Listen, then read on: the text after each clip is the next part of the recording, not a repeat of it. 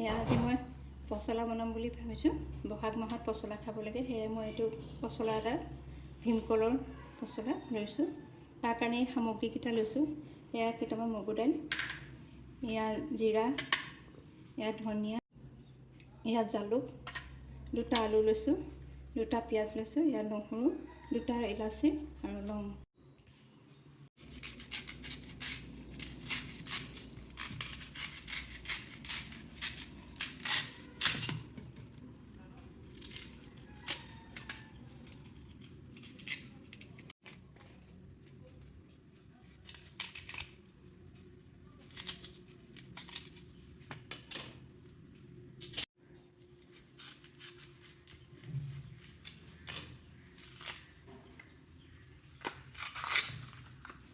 এইটো ভিতৰটোহে ল'ব লাগে, এইটো লৈছোঁ এনেকৈ। আৰু এইটো মই অকণ এই ডাঙৰ ফালেদি পিচি ল'ম, ডাঙৰ চাইডটোৱেদি পিচিম, সৰু সৰুকৈ পিচি ল'ম।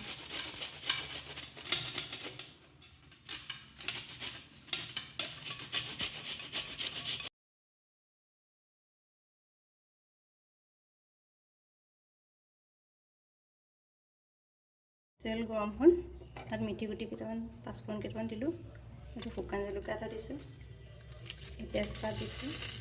তেলটো মই কমেই দিওঁ, কম তেলতে ঢাকি দিলে ভালকৈ সিজিব। এই আদা দিছোঁ, এয়া নহৰু, এয়া পিঁয়াজ, অলপমান পিঁয়াজ মই গুড়ি কৰিও দিম।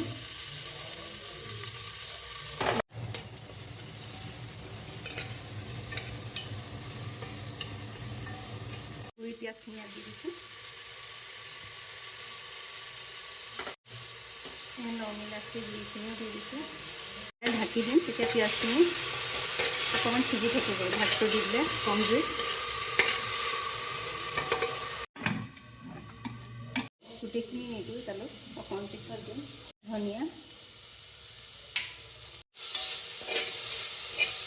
দিছোঁ,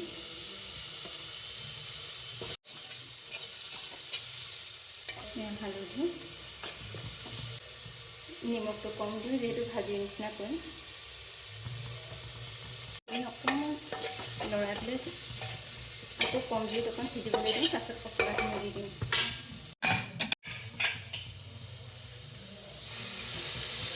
মগু দাইল দিলোঁ,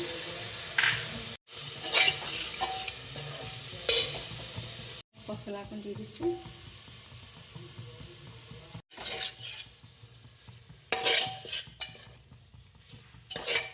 অকণমান সিজক দিছোঁ।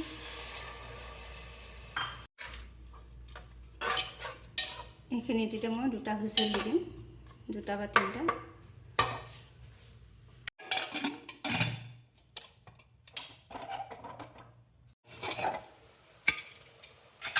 এয়া খুব ধুনীয়াকৈ থুপথুপীয়াকৈ হৈছে।